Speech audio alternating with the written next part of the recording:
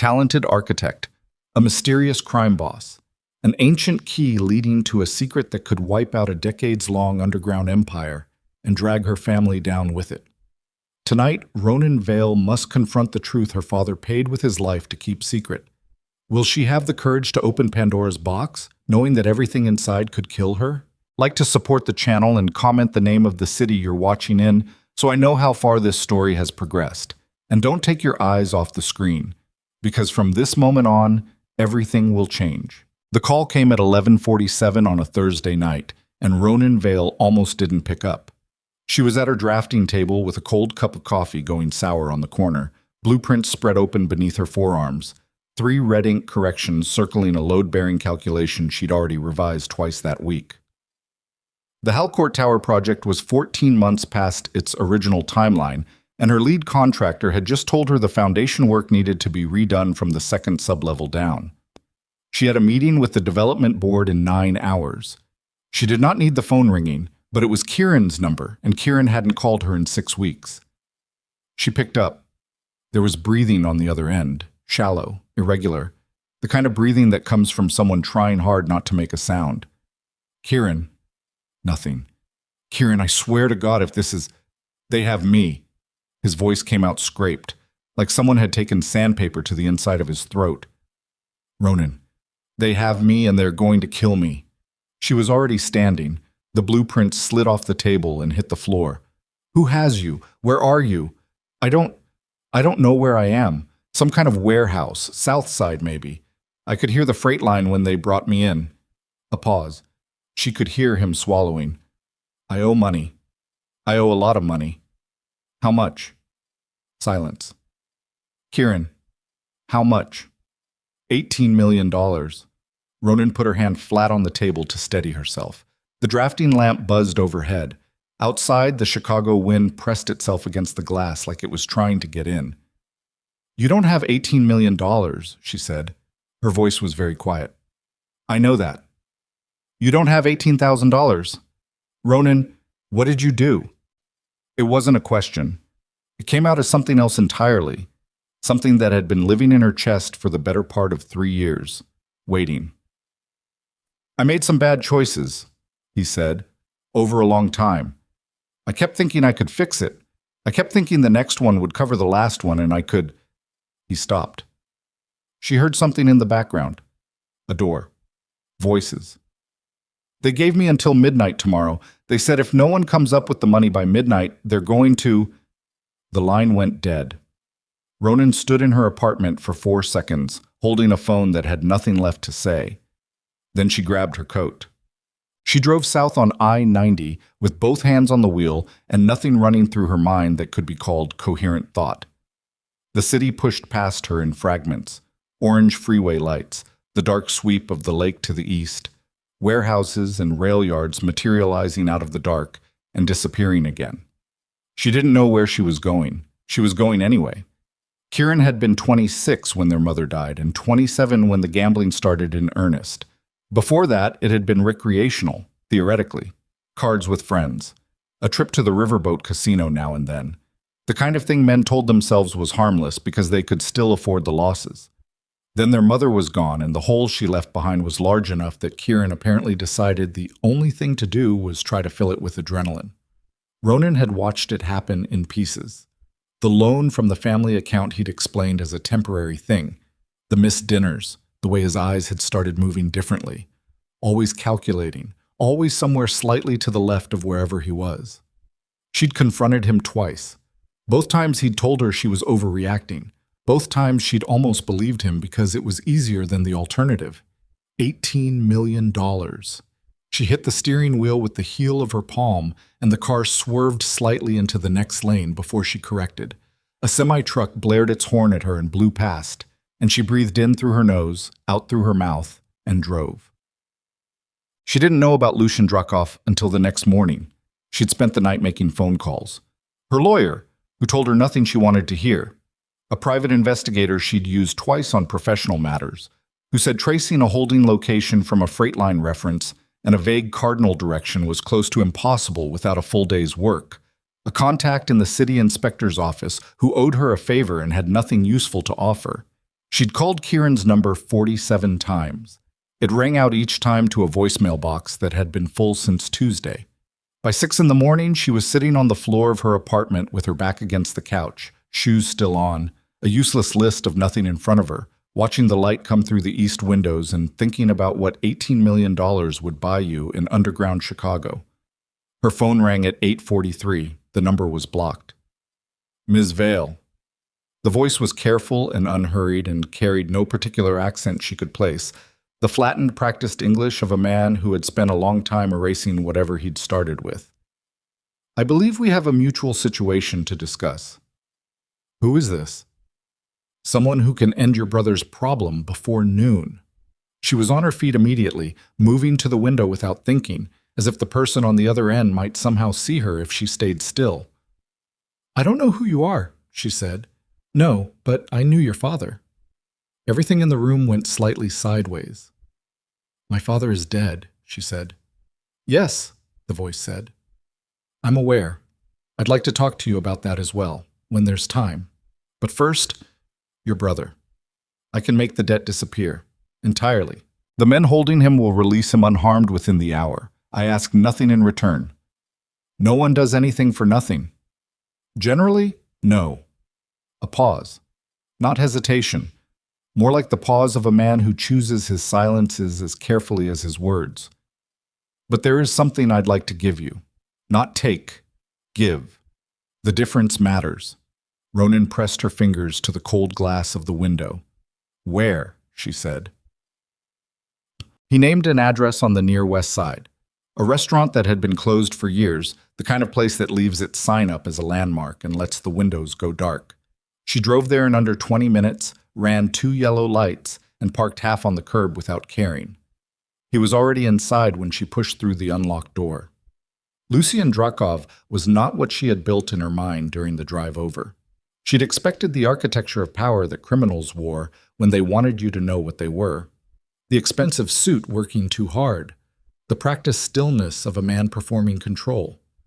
What she found instead was a man in his early 40s sitting at a bare table with no jacket, sleeves pushed up, hands folded in front of him on the wood. He was lean in the way that came from discipline rather than deprivation. His face was angular. His eyes were the color of water over dark stone, and they moved over her once, completely, and then settled. You drove fast, he said. You said it was urgent. I said I could help by noon. It's 9:15. I'm a person who doesn't wait well when my brother is being held against his will. She pulled out the chair across from him and sat without being invited. Say what you have to say. Something moved in his face. Not quite amusement, more like recognition of a particular kind of directness he hadn't necessarily expected. The men holding Kieran work for a syndicate called the Voris Network, he said. They operate out of 3 cities, and they specialize in manufacturing debt situations that give them leverage over useful people. Your brother was not an accident. The gambling addiction was real, as far as I can determine. But the debt escalation was not. They identified Kieran 18 months ago and began steering him. Steering him toward what? Toward you, Drakov said. Ronan said nothing. She waited. You are an architect, he said, a specific kind. You build foundations. You understand structural integrity in ways that go beyond technical training. You have a particular clearance level with the city's subsurface infrastructure, the kind required for vault-level construction review, that very few private contractors possess. He looked at her steadily. Someone wanted access to you. Kieran was the path. What does my clearance level have to do with $18 million of gambling debt? Nothing, Drakov said. That's the point. The money was never real. It was a mechanism. Ronan put her hands flat on the table. She was aware of her own heartbeat in a way that had nothing to do with exertion. You said you knew my father, she said. I did. Our fathers worked together, in a manner of speaking, a long time ago. He reached into his jacket, and she tensed, which he noticed, and he slowed the movement deliberately, and produced a small envelope. He slid it across the table. I am releasing your brother this morning regardless of what you decide next. That is not conditional. He will be driven to a location of his choosing and left there. The debt will be formally dissolved. The Voris Network will not pursue him again. Why? Because the debt was manufactured, and I am tired of manufactured things, he said. It came out simply, without weight, which somehow gave it more. Ronan opened the envelope. Inside was an antique brass key. Old enough that the metal had shifted color at the teeth, deeper amber where fingers had worn it over years, heavy for its size.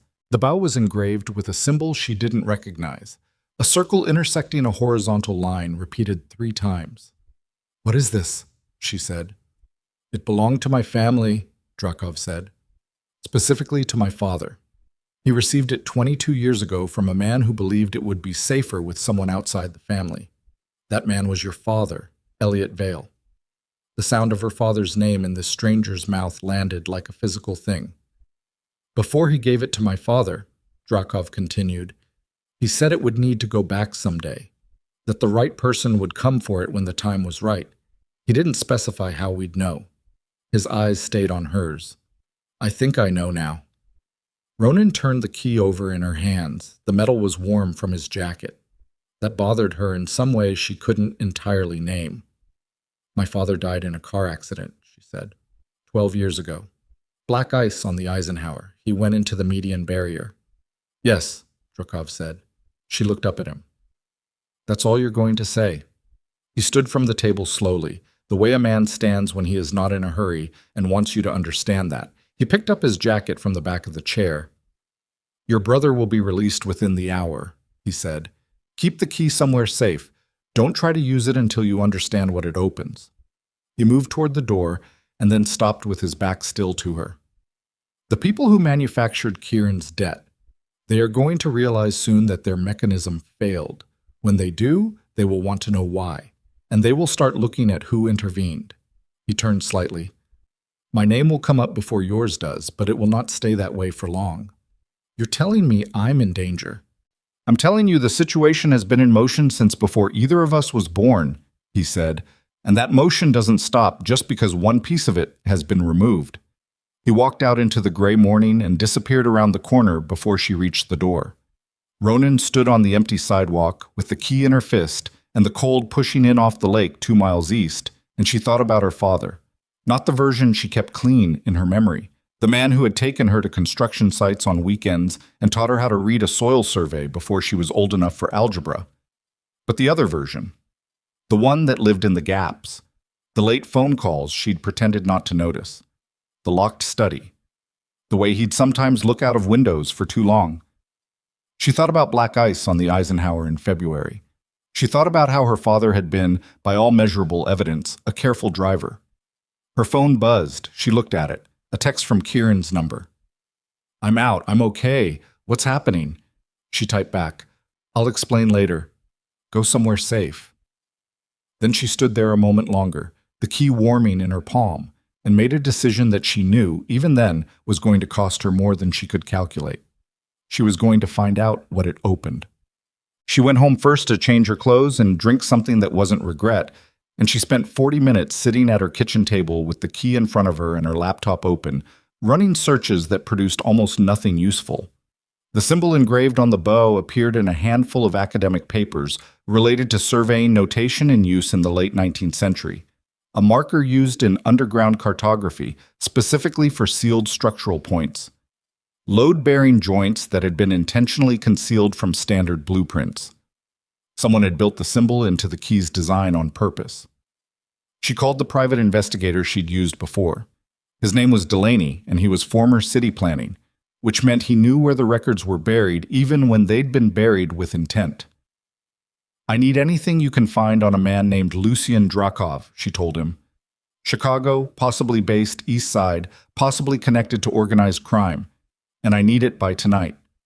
"Drakov," Delaney repeated. A pause. The sound of a keyboard. "Ronan, that name is in some sensitive folders." "I'm aware it might be." "Sensitive as in, I've had clients go looking into that name before and end up calling me 3 days later asking me to stop looking." "I'm not asking you to stop looking." Another pause. "You're paying double." "Fine." She ended the call and went back to the key. The symbol in the bow. Underground cartography. Sealed structural points. She was an architect who specialized in foundations. She held a subsurface infrastructure clearance level that almost no private contractor possessed because she'd spent 7 years building the kind of track record that earned it. She knew Chicago's underground better than almost anyone working in the private sector. The utility corridors, the old prohibition tunnels that the city kept reclassifying and resealing, the structural anomalies that turned up in deep foundation surveys like footnotes in a language nobody read anymore. She pulled up the subsurface survey database on her laptop and typed in the symbol. It took her 40 minutes and 3 different search parameters before it returned anything, and when it did, her hands went still on the keyboard. There was a structural notation matching the symbol on file for a parcel outside the city limits, 12 miles northwest, attached to a decommissioned observatory on land that had passed through 6 different municipal and private ownership designations since the 1970s. The notation was dated 1987, filed under a provision that allowed private structural modifications to be sealed from public record for reasons of security infrastructure. The parcel was currently listed as abandoned. The notation's signature line read, E. Vale, P.E., Structural Review and Certification. Ronan closed the laptop. Her father had filed that notation.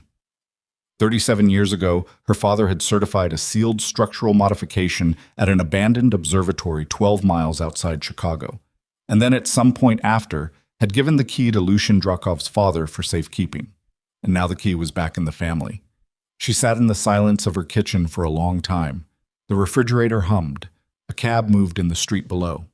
She thought about Lucien's face across the restaurant table, the steadiness of it, the absence of performance in it, the way his eyes had moved over her like someone taking a measurement they'd been waiting a long time to take. "I'm tired of manufactured things," he'd said. She picked up the key.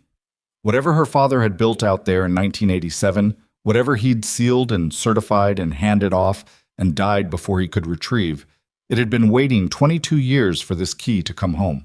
And someone else, someone who had manufactured an $18 million debt to maneuver her into position, wanted whatever was inside that vault badly enough to ruin her brother to get to her. She thought about that for exactly as long as it took her to find her car keys. Then she drove northwest out of the city as the afternoon light went thin and the skyline shrank in her rearview mirror and the flat winter landscape of exurban Illinois opened up around her. Brown fields, bare tree lines, the long empty sky pressing down. And she thought about her father standing at a drafting table just like hers, certifying something he knew he might not live to explain. The observatory appeared on the horizon while there was still enough light to see it clearly. A domed structure on a low rise, the dome itself long since stripped of its telescope housing, the main building a 2-story brick structure gone gray with age and neglect. The grounds were overgrown. The access road from the county route was barely distinguishable from the surrounding field. She parked where the access road ended and walked the last 200 yards in dead grass that came up to her shins. The main door was padlocked with a lock newer than everything around it. Ronan looked at the key in her hand. She put it in the padlock. It turned. The door swung inward on hinges that had been maintained, oiled recently, which should have been impossible given the apparent abandonment of the place, and cool air moved out past her carrying the smell of concrete and old paper and something metallic she couldn't immediately identify. She found a light switch just inside the door. The lights that came on were low and utilitarian and attached to a power source she couldn't immediately trace, which meant the building was not, in fact, disconnected from infrastructure the way an abandoned structure should have been. Someone had been maintaining this place. She moved through the main room, empty except for the bones of old equipment mounts bolted to the floor, and followed a descending staircase at the back of the building that her structural instincts recognized immediately as a later addition, built into the existing foundation but not original to the structure. The railing was cold iron. The stairs were poured concrete, unfinished. At the bottom was a corridor, and at the end of the corridor was a door. The door was steel, 3 inches thick at least, with a second brass lock mounted at chest height. The same key. Ronan Vale stood in the underground corridor beneath an abandoned observatory with her father's key in her hand and listened to the absolute silence of a place that had been waiting a very long time for someone to arrive. She turned the key. The tumblers moved. The door opened, and what she saw on the other side made her take one step back, then stop herself, because the instinct pulling at the base of her spine wasn't fear exactly. It was the animal recognition of something vast and old and deliberately hidden. The architectural intuition of someone who understood that certain structures are not built to shelter people, but to contain certain structures are not built to shelter people, but to contain what the world outside is not ready to know. The vault was larger than she'd expected. 15 feet wide and perhaps 30 deep, the ceiling low enough that she felt the weight of the earth above it. The walls lined floor to ceiling with steel shelving units bolted directly into the concrete. On the shelves, preserved in sealed archival cases and vacuum-wrapped document sleeves, were files. Hundreds of them. Organized with the meticulous obsession of someone who understood that paper was more dangerous than any weapon if it fell into the wrong hands, or the right ones. She moved to the nearest shelf and opened the closest case with hands that were not entirely steady. The documents inside were in English, French, and 2 other languages she couldn't immediately identify. Shipping manifests, financial transfer records, photographs, operational summaries typed on machines old enough that the ink had bled slightly into the page. She turned pages without reading them properly. Not yet, just taking in the scope of it. The sheer accumulated weight of documentation that someone had spent years assembling and sealing in this concrete room 12 miles outside Chicago. Then she found the photograph. It was in a manila folder near the back of the second shelf, unprotected, as if whoever had filed it last had intended to retrieve it again soon and never had. Black and white, slightly overexposed at the edges the way photographs taken in poor light sometimes came out. 2 men standing in front of a building she didn't recognize, both in their 30s or early 40s, both looking at the camera with the kind of cautious half-smile of men who were aware of what they were standing next to. The man on the left was her father. Elliot Vale at perhaps 35, before the gray came in, before the quiet weight settled into his face that she'd always attributed to the ordinary accumulation of adult life. He looked lighter in this photograph. Alert, like a man who believed the thing he was doing mattered. The man standing beside him, close enough that their shoulders nearly touched, was Lucien Drakov. Not Lucien, his father. The resemblance was close enough to stop her breath. The same angular jaw, the same quality of stillness, even captured in a still image. The same eyes that looked at whatever was in front of them like they were measuring the distance to something beyond it. Ronan stood in the vault her father had built and looked at the photograph of the 2 men who had trusted each other with something worth dying for. And she understood, not the full shape of it yet, not the edges, but the center of it. The weight that had been in this room for 22 years pressing upward through 12 miles of Illinois soil, waiting. Somewhere above her, outside in the dark, she heard the sound of a vehicle on the access road. Then another. Then the lights in the corridor behind her went out. Ronan killed the flashlight on her phone before she thought about it consciously. The instinct arrived before the reasoning, the old animal logic of darkness as cover, and stood very still at the back of the vault with the photograph in her hand and listened. 2 vehicles. She'd heard the first turn off the county route, and then the second following maybe 40 seconds behind. The access road was 200 yards of dead grass and packed dirt, and it would take them less than 2 minutes to reach the building on foot if they moved fast. She had maybe 90 seconds. She looked at the shelving units around her and the thin residual light from the vault's emergency strip along the baseboard, a pale amber glow, barely enough to cast shadows, and made a decision in the time it took to exhale. She couldn't take the files. There were hundreds of them. She grabbed the photograph and the folder it had come from, stuffed them inside her jacket against her ribs, and moved back through the vault toward the steel door. The corridor was completely dark now. She felt her way along the wall with one hand, keeping her footsteps as close to silent as concrete allowed, and reached the staircase.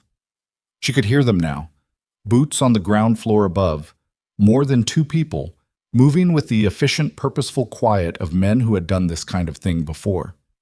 She pressed herself against the wall beneath the staircase. 3 men came down.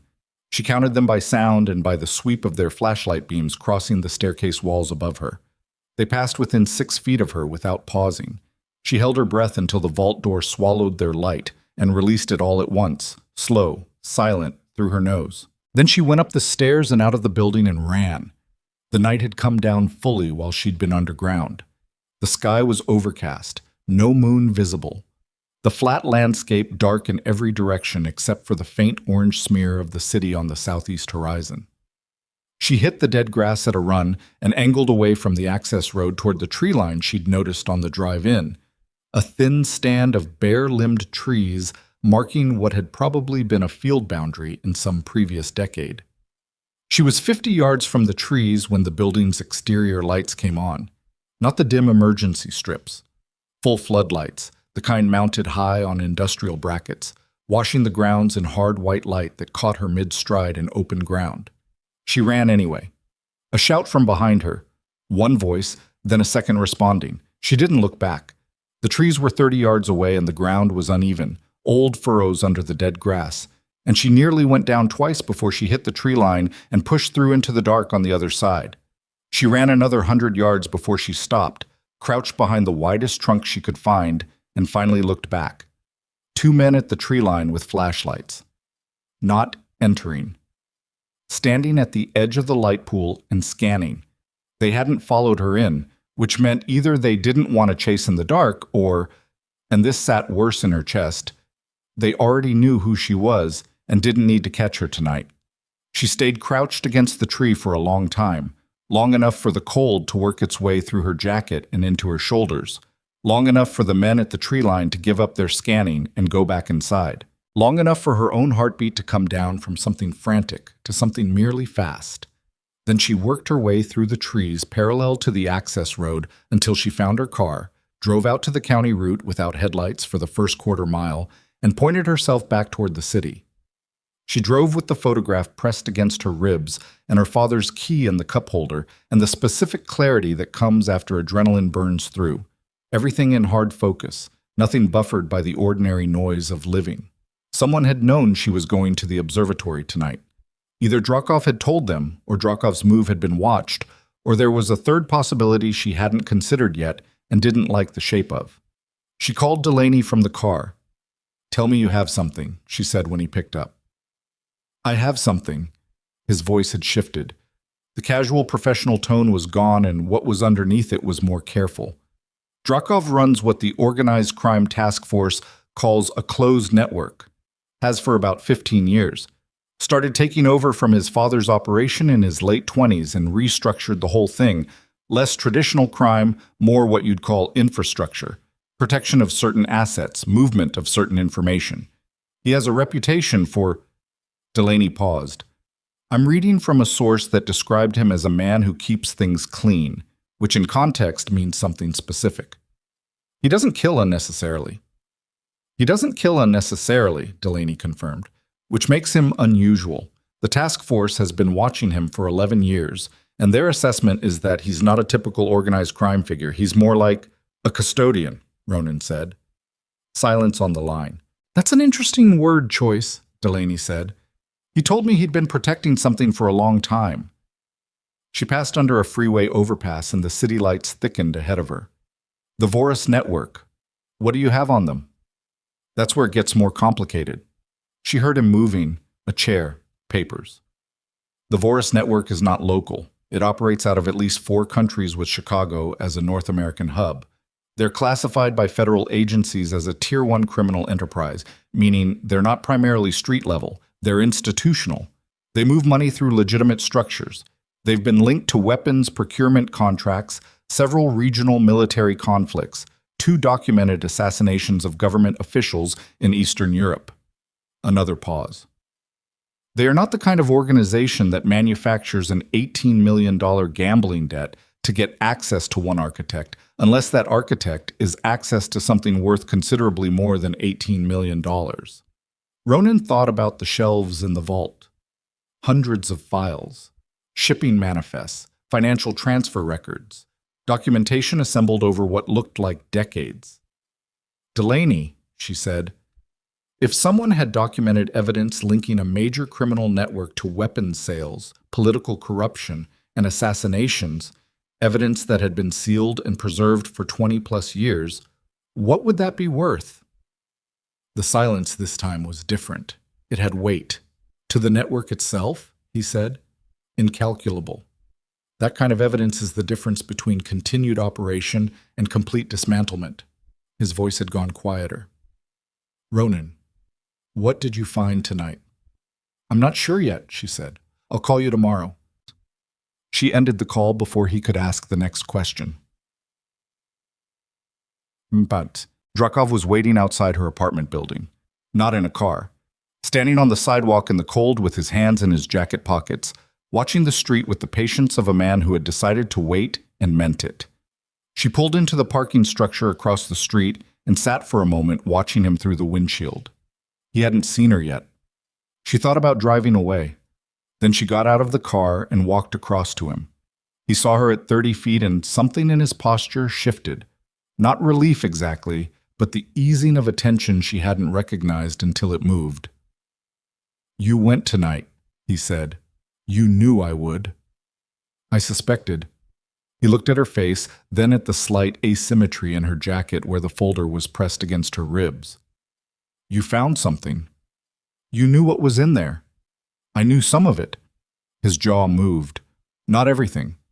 My father was careful about compartmentalization. What he told me was enough to understand the stakes, not enough to understand the full scope. Someone else was there tonight, she said. 3 men at least. They had the building under some kind of monitoring.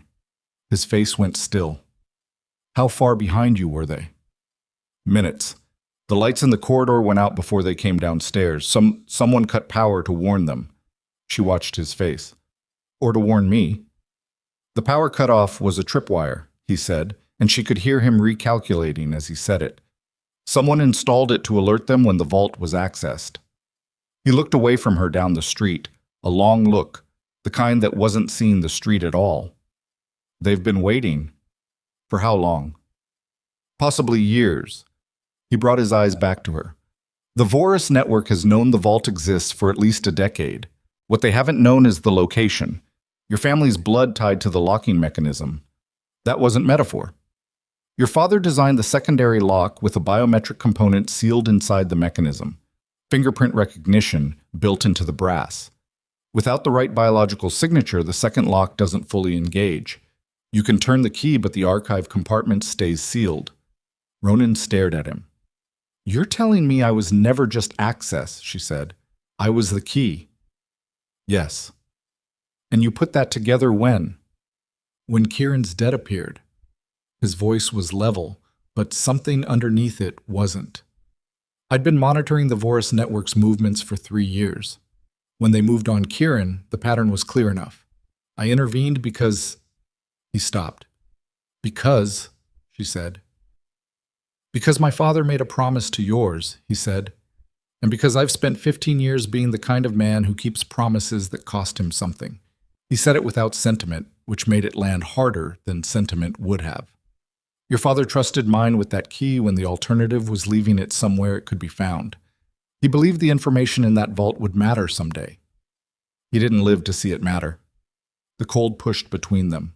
A cab moved past on the wet street. My father's accident, Ronan said. Tell me what you know. Drakov's jaw tightened. Not out here. Demet. They went upstairs. She made coffee because her hands needed something to do, and because the apartment felt different with him in it. Not dangerous exactly, but altered, the way a room changes when someone brings a different kind of gravity into it. He sat at her kitchen table the same way he'd sat in the restaurant, without performing ease, and she put a cup in front of him and sat across from him and waited. My father died in Prague in 2003, he said. Officially a heart attack. He was 51 and had no cardiac history. The Czech authorities closed the case in 10 days. He wrapped his hands around the cup without drinking from it.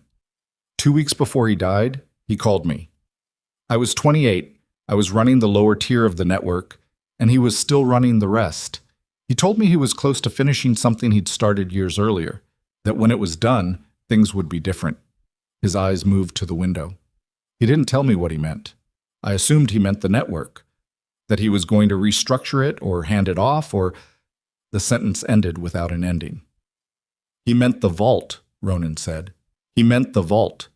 He and your father had been building the archive for 8 years, collecting documentation piece by piece, using their respective positions inside legitimate and illegitimate structures to access records that would have been impossible to obtain otherwise. Drakov finally drank from the cup. Your father was an architect with subsurface clearance who moved in circles that intersected with the people Voris used for infrastructure. My father moved in circles that intersected with the financial side. Together they assembled something neither one could have built alone. They were going to expose the network. They were going to hand everything to an international investigative body operating outside U.S. jurisdiction, a body that couldn't be bought or pressured by the people Voris had inside domestic agencies. He set the cup down. Something or someone told Voris what was coming. My father died in Prague. Your father died on the Eisenhower. He said it flatly, like a man who had said it to himself many times and had burned the emotion out of the saying. The archive was sealed before either of them could complete the handoff. The key disappeared with your father's estate. Until it came to you. Until it came to me. He looked at her. Through channels I'm not going to explain tonight. You've been sitting on this for how long? 12 years, he said. Waiting for the right 12 years, she said, and something in her voice cut him off. You knew my father was murdered. You had a key that led to the evidence, and you waited 12 years. The silence that followed was the kind that has a texture. I wasn't ready, he said. You weren't ready, she repeated. No. He met her eyes and didn't look away. I was 29, and my father was 3 weeks dead, and the organization I'd just inherited was being watched by 3 federal agencies, and the Voris network had just demonstrated that it was willing to kill anyone who moved against it. His voice was steady, but the steadiness was the kind that takes work. I made a calculation. I chose survival over action. I have been paying for that calculation for 12 years, and I will not defend it to you. Ronan looked at him for a long time. The folder I took tonight, she said finally. She pulled it from inside her jacket and set it on the table between them. The photograph. He looked at the photograph of their fathers standing together. Something crossed his face that was private enough that she looked away to give it room. There are hundreds of files in that vault, she said. I don't know how many. Enough that whoever built the archive was working methodically over years. Shipping manifests, financial records, photographs. She paused. Someone is going to go back in there tonight and start pulling those files. Yes. And if they get everything, then every person documented in those records will know what's coming, he said. And they will move to contain it, which means disappearing evidence, disappearing witnesses, and disappearing the people who access the vault. He looked at her across the table. Us. So we need to get back in there first. We need to get back in there and complete what our fathers started, he said, which means extracting the full archive and getting it to people who can act on it before Voris understands what's been moved. How long do we have? I don't know. He stood from the table. Less time than I'd like. He picked up the photograph and looked at it once more, then set it back down. I need to make some calls tonight. I have people who can help with the extraction. Trusted people. How trusted? His eyes came back to her. Enough that they're still alive, he said. After he left, Ronan sat alone at her kitchen table with the photograph between her palms and the key beside it, and the folder open in front of her, and she started reading. She read for 4 hours. By 2 a.m, she had worked through roughly a third of what she'd taken from the vault. The documents in the folder, the photographs, the 2 pages of handwritten notes in her father's handwriting that she found at the very back, pressed flat against the cardboard spine as if someone had almost missed them. The notes were in her father's shorthand, the private notation he'd used since she was a child, a compression of English and architectural symbology that she'd learned to read the way other children learned to read handwriting. He'd used it for personal things, for observations he didn't want to be readable at a glance. She translated it slowly, her lips moving slightly the way they used to when she'd been young, and he'd leave her notes to decode. What she read made her set the paper down very carefully on the table and sit very still. Her father had known, before he died, that someone inside their circle was feeding information to Voris. He had not known who, but he had written 3 initials in the margin of the last page, a question mark after each one, the notation of a man working through suspects. The 3rd set of initials was MV. Ronan stared at those two letters and one punctuation mark for a long time. MV. She had an uncle named Malcolm Voss, her mother's older brother, a man who had attended her father's funeral and held her mother's hand at the graveside, a man who had sent birthday cards until she was old enough not to need them, and had appeared at family events with the steady, unremarkable presence of someone who had always been there and would always be there. A man who had, now that she thought about it, asked her twice in the past year about her subsurface clearance work, casually, in passing, the way people asked about work when they were making conversation. She picked up her phone, she put it back down. She picked it up again and called Kieran. He answered on the second ring, his voice alert in the way of someone who hadn't been sleeping either. "Where are you?" she said. "Hotel on Michigan. Like you said, somewhere safe." A pause. "Ronan, what is going on? You need to tell me what is going on." "Do you remember when the debt started?" she said. "Not when you noticed it, when it actually started. The first person who approached you." She heard him exhale. "There was a guy," he said, "at a table at the Meridian Club. I'd been going there for a couple months. He introduced me to some people, said they ran a private game." He stopped. "I know how it sounds." "I'm not judging you right now. I need to know who introduced you to the guy at the Meridian Club." Silence. "Kieran." "It was Uncle Malcolm," he said. "He said the guy was a friend of his, a business contact. He thought I'd enjoy meeting him." His voice had shifted into something flat and young at the same time, the voice of someone watching a shape they've always trusted rearrange itself into something unrecognizable. Why are you asking me about Uncle Malcolm?" Kieran said. Ronan closed her eyes. She thought about the graveside, Malcolm's hand on her mother's shoulder, the birthday cards, the casual questions about her clearance work, the specific, patient geometry of a man who had been playing a very long game and had never once let the mask slip because he was good at it, genuinely, professionally good at it, in the way that only people who have been doing something for decades can be good at it. "Because I think he's the reason Dad is dead," she said. The silence that followed was long enough that she checked the phone to make sure the call hadn't dropped. "That's not—" Kieran started. "I know," she said. "I know what it sounds like. I need you to stay in that hotel and not contact him. Don't call him. Don't text him. Don't answer if he reaches out to you. Can you do that?" "Ronan, can you do that, Kieran?" Another silence. Smaller this time. "Yeah," he said finally. "I can do that."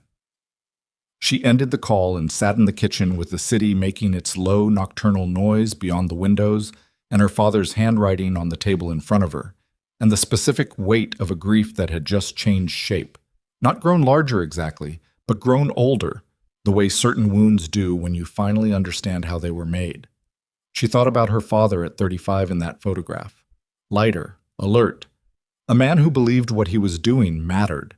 She thought about Malcolm Voss at the graveside with his hand on her mother's shoulder, and the particular expression on his face that she had read all these years as sorrow. She picked up the key from the table. Outside, somewhere in the city, Drakov was making calls to people he trusted enough that they were still alive.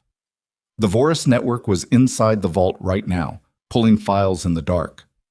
And somewhere in a hotel on Michigan Avenue, Kieran was sitting with the phone in his hand, recalculating every memory he had of a man who had used his addiction as a mechanism. Ronan looked at her father's initials on the note, E.V. Elliott Vale. The man who had built the vault, assembled the evidence, and died before he could use it. She was not going to let it end the same way. She folded the note carefully, put it in her jacket pocket beside the photograph, and stood up from the table. There was no version of what came next that was safe. She understood that completely now, in the flat, clear way you understand things at 2 a.m. when the last comfortable interpretation has been taken away. But there was a version where the truth finally came out of the ground where her father had buried it, and that version required her to move before Malcolm Voss understood how much she knew. She texted Drakov a single line. "My uncle, Malcolm Voss. He's the one who fed information to Voris. He's the reason both our fathers are dead." She set the phone face down on the table and waited. The response came in 40 seconds. I know. I've known for 8 months. I was waiting until I had enough to move on him cleanly without warning him first. I'm sorry I didn't tell you tonight. Ronan read it twice. Then she picked up the phone and called him. He answered immediately. You knew, she said. Not a question. Not yet anger. Something that preceded anger, something colder. Yes. For 8 months. Yes. And you sat across from me this morning and told me about your father and my father and 22 years of... She stopped, pressed 2 fingers against her temple. You let me find the notes myself. I needed to know if your father had documented it, Dracov said. His voice was careful, but not apologetic, which was somehow worse than if it had been defensive. I had evidence pointing to Voss, but nothing in your father's hand. Nothing that came from inside the original operation. What you found tonight changes what we can actually prove. You used me to retrieve evidence you already knew existed. I gave you back your father's key, he said. And yes, I needed what was in that vault, and I needed it accessed by someone Voss wouldn't immediately move against, someone he'd underestimate. A pause. I was wrong not to tell you. I'm telling you now. Ronan stood at her kitchen window looking out at the city lights bleeding up into the low cloud cover. Her reflection looked back at her from the glass. A woman holding a phone in a dark kitchen at 2 a.m, standing at the exact center of something that had been in motion since before she was old enough to understand motion. If Malcolm finds out I know, she said, he'll move against you directly. Yes. How long before he figures out his people didn't get everything from the vault tonight? By morning, Dracov said. When they report back and he realizes the secondary archive compartment never fully opened, the one that requires your signature, he'll know you were there first. Ronan turned from the window. Then we have until morning, she said. Yes. Tell me where to meet you. A beat of silence, then, you're sure? My father spent 8 years building that archive, she said. He died before he could finish it. I'm going to finish it for him. Her voice came out steadier than she felt, which was something. Where? Warehouse on Goose Island, he said. I'll send you the address. And Ronan, another pause shorter. Come armed if you have anything. She looked at the key on the table, at her father's handwriting on the folded note in her pocket. I have something better than a weapon, she said. I have everything he left me. She ended the call, picked up the key, and walked out into the dark. The address Dracov sent her was a converted warehouse on the north end of Goose Island, one of those industrial buildings that had survived 3 cycles of urban renewal by being useful enough to keep and unremarkable enough to ignore. She found it by the single light above a side door, the rest of the building dark against the darker sky, the Chicago River moving black and silent 40 yards to the east. She knocked twice. The door opened immediately, which meant someone had been watching her approach. The man who opened it was broad across the shoulders with a face that had been rearranged at some point in the past and had healed into something that looked deliberate rather than damaged. He looked at her for 1 flat second, then stepped back to let her in without a word. Inside, the warehouse had been converted into something functional and temporary, the kind of space that was set up to be packed and moved in under an hour. Folding tables with laptops, a portable generator humming in the corner. 4 people she didn't know, all moving with the quiet efficiency of people who had worked together long enough that they didn't need to explain their movements to each other. Dracov was at the far table with a city subsurface map spread open in front of him. He looked up when she came in, assessed her in one pass, and said nothing about the fact that she looked like she'd been running through fields in the dark 4 hours ago. Sit down, he said. Tell me the plan first. He straightened from the map. We go back to the observatory before dawn. My people have the exterior covered, 4 positions, armed. The Voris crew that was there tonight left 1 man on site. We remove him quietly, then we extract the full archive. He moved his hand across the map. I have a contact at the International Criminal Documentation Consortium. It's a body that operates outside domestic jurisdiction, exactly what our fathers were trying to reach. If we can get the archive to their secure intake by 72 hours from now, it triggers an automatic protection protocol. Everything gets copied to 6 independent servers simultaneously. Voris can't stop it once it's in. And Malcolm. Dryakov's expression didn't change, but something in it settled. Malcolm Voss has a meeting tomorrow afternoon at a building on Wacker Drive. Property development? On paper. In practice, his quarterly sit-down with the Voris Network's North American coordinator.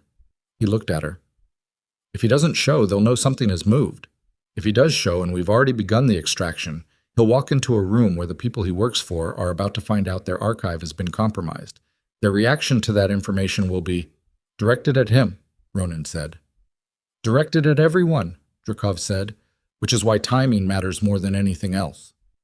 She pulled out the chair across from him and sat. She put her father's folded note on the table between them. My father suspected him. He wrote the initials but not the name. He wasn't certain. Drykov looked at the note without touching it. "I became certain 8 months ago when I traced the financial routing on the payment that went to the men who caused your father's accident. It ran through 4 shell companies over 20 years, and the originating account belongs to a holding structure that Malcolm Voss controls through a nominee in the Cayman Islands." He finally looked up. "He was paid $300,000 the week your father died." The generator hummed in the corner. Someone at another table was typing steadily.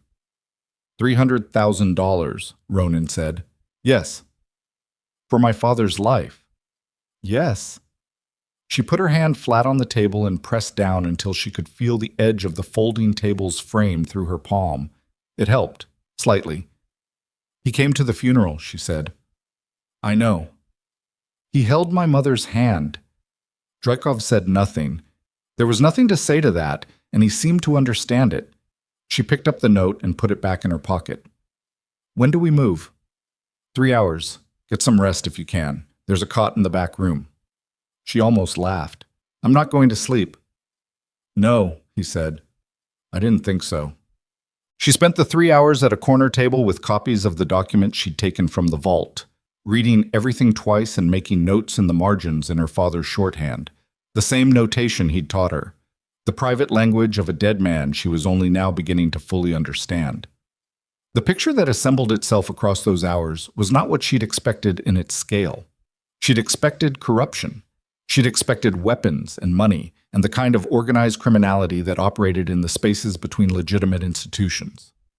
What she found instead was something older and more deliberate, a network that had been building for 40 years, that had metastasized through defense contractors and private military firms and political financing structures across 3 continents that had not merely profited from conflict, but in several documented cases had manufactured it. Regional wars that killed tens of thousands of people. Elections in 4 countries redirected through money that ran through Voris-connected structures. Assassination contracts that read, in the dry operational language of men who had bureaucratized murder, like procurement orders. Her father and Dryakov's father had spent 8 years trying to document the full shape of this thing. They had gotten close enough that it killed them. At 4 in the morning, Drykov touched her shoulder briefly and said it was time. They went in 2 vehicles, running dark on the county route, with earpieces in and Dryakov's 4 people fanned out ahead on foot. The observatory rose against the pre-dawn sky exactly as she'd left it, the floodlights off now, the building apparently dormant. Apparently. Dryakov's man on point, the broad-shouldered one from the door, whose name she'd learned was Carver, signaled from the east tree line. 1 contact on the north side of the building. Stationary. Probable sentry position. They handled it in 4 minutes in a way she didn't watch directly. Then they were inside and moving down the stairs in the dark with flashlights angled low and Ronan at the front because she was the one whose hands the second lock needed. The vault door was open. She stopped at the bottom of the corridor and Drykov almost walked into her from behind. The vault door was open and the lights inside were on and the shelving units were partially cleared. Not emptied. Maybe a third of the archive had been pulled and stacked near the door in sealed transport cases, ready to be moved. But the far wall was untouched. The secondary compartment, a recessed panel she hadn't noticed in her first visit, flush with the concrete wall and invisible unless you knew the exact dimensions of the room, was still sealed. Because it needed her. "They got a third of it," Drykov said quietly from behind her. "The financial records," said one of his people, moving through the remaining files quickly with practiced hands. The shipping manifests are still here, the operational photographs, the testimony documents. He looked up. They took the corporate structure files, the shell company documentation.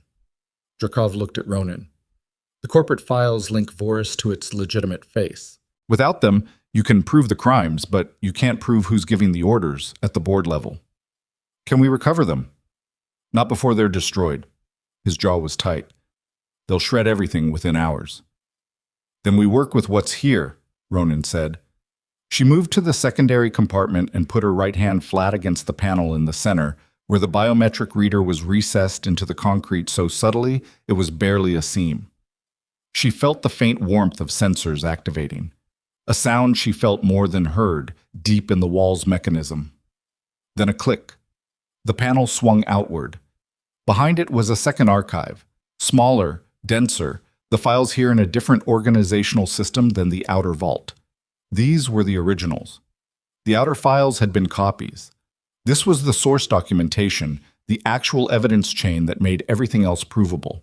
She understood that immediately from the file structure, the way her father had organized them, the same logic he'd used in his architectural documentation where copies lived in accessible locations and originals were protected at the structural core. And at the center of the secondary archive, in a sealed case with her father's initials embossed on the latch, was a hard drive. She took it out carefully. Drakov was beside her. He looked at the hard drive and something in his face loosened slightly for the first time since she'd known him. That's what they were really after, he said. Digital records, she said. Everything that couldn't be preserved on paper. She turned it over in her hands. It was old, 15 years at least by the hardware design, but sealed in a vacuum case that would have preserved its functionality. Do we have something to read this? In the vehicle. Yes. She put the drive in her jacket. Let's move everything we can carry and burn the rest. Burn it. We are not leaving this for them to come back to. She looked at him. My father built this room. I'm deciding what happens to it. Drakov held her eyes for a moment, then he nodded once and turned to his people. Start moving. Prioritize the testimony files and the operational records. Anything we can't carry goes in the center of the room. They worked fast. 15 minutes of steady movement up the stairs and out to the vehicles, hands full on every trip, no wasted motion. Ronan carried the last load herself and stood in the vault doorway for a moment looking at what remained. The empty shelving units, the scattered files they couldn't fit, the secondary compartment standing open. She thought about her father standing in this room, building it, believing it would matter. She turned and went upstairs. Carver handled the accelerant, and she stood outside in the cold pre-dawn and watched the light begin behind the observatory's high windows, and thought about nothing at all until Drakov touched her elbow and said they needed to go. They were halfway to the vehicles when her phone rang. Unknown number, different from the one Drakov had used. She looked at it. She picked up. Good morning, Ronan. Malcolm Voss's voice, warm and unhurried, the way it always was, the way she now understood it had always been. I think it's time we talked. Her feet stopped moving without her deciding to stop. I'm watching you right now, he said. You and Lucian and his people. You've been very busy tonight. She looked around the dark grounds, nothing visible, but the way he said it carried the specificity of someone who was not guessing. Where are you? She said, close enough that this conversation matters. A pause. I want you to understand something before this goes further. I have never wanted to hurt you. That was never the intention. You had my father killed. A silence, long enough that she thought he might deny it. Your father made a choice that was going to get a great many people killed, he said. Important people. People who had built things that mattered. He didn't understand the full picture. He understood it better than you wanted him to. He was idealistic, Malcolm said, and the word came out with something in it she hadn't expected, something that sounded horribly like genuine grief. He always was. Even when we were young, he believed the world could be reorganized along better principles if you just exposed the right information to the right people. He didn't understand that the people he was going to expose had already bought the right people. So you sold him instead. I protected what could be protected. His voice had shifted. Still warm, but with something harder underneath it now, the structure beneath the surface. I'm going to give you an opportunity, Ronan, because of who your father was to me, once. You have the drive and you have the testimony files. I know what you have and I know what we took last night. Give me the drive. Walk away from this. Take your brother and go somewhere and build things and live your life. Ronan looked at the observatory, light behind the windows now, the fire taking hold. And Lucien, she said. Lucien's situation is separate. That's not an answer. No, Malcolm said. It isn't. She looked at Drakov across the dark ground between them. He was watching her face. He couldn't hear the call, but he was reading her expression with the precision of a man who had learned to extract information from whatever was available. There's a witness, Malcolm said. A man named Gregor Vass. He worked logistics for the Vorus network for 11 years. He came to me 3 months ago, wanting to negotiate his way out. I've been holding him as a contingency. The warmth in the voice was gone now, replaced by something that was almost conversational in its flatness. He can confirm everything in your father's archive and add considerable operational detail. He is currently alive. His continued existence is conditional on this conversation going the right way. There it was. You'll kill a witness to stop evidence that already exists, Ronan said. I'll do what I've always done, Malcolm said.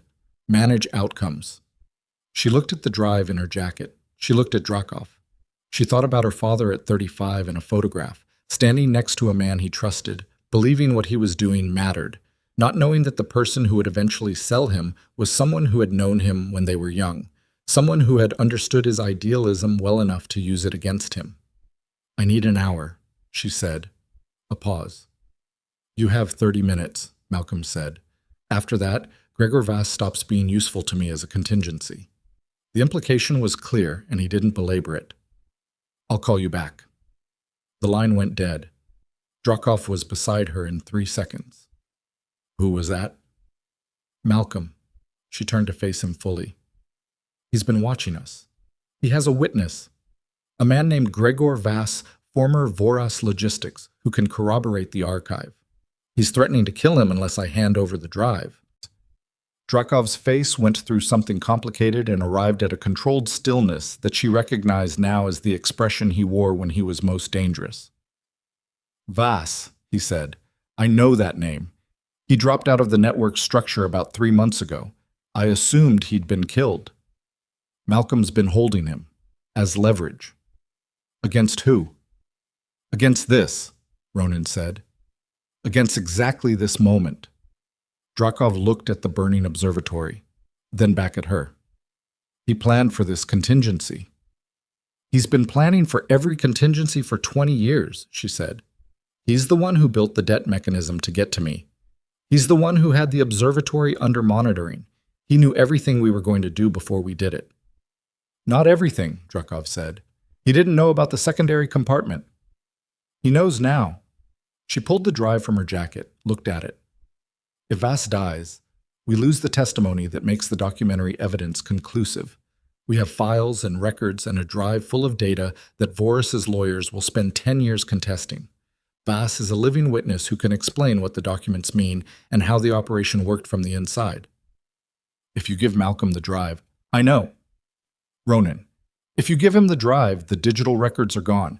What we have left is compelling, but not sufficient for the kind of coordinated international action that actually dismantles the network. It becomes a legal process that takes 15 years and ends with 3 mid-level people in minimum security. I know, she said again. She turned the drive over in her hands one more time. Then she looked up at Drakov and said, How fast can your contact at the documentation consortium receive a transmission? As something shifted in his face. The drive would need to be read and copied first, he said slowly, following her thinking. If the hardware is intact, how fast? With the right equipment, 40 minutes to read it, 10 to transmit. He looked at her. We have 30. We have 30 minutes before Malcolm calls back, Ronan said, not 30 minutes before we have to hand it over. She held the drive up between them. He gave me a deadline. He didn't specify that I had to be stationary until it expired. Drakov looked at her for a long moment. The pre-dawn light was coming up gray and thin over the flat landscape, turning the smoke from the observatory a darker shade against the sky. Get in the vehicle, he said. They ran. Carver drove at a speed that treated traffic laws as suggestions while Drakov worked in the back seat with a ruggedized laptop in the drive, his hands moving fast and precise, and Ronan sat beside him watching the connection indicator and the percentage counter and the city materializing out of the dark ahead of them and thinking about Malcolm's voice, the warmth in it, the genuine grief when he'd said her father was idealistic, the specific horror of a man who had arranged a murder and still carried something like sorrow for it. 12%, 20%.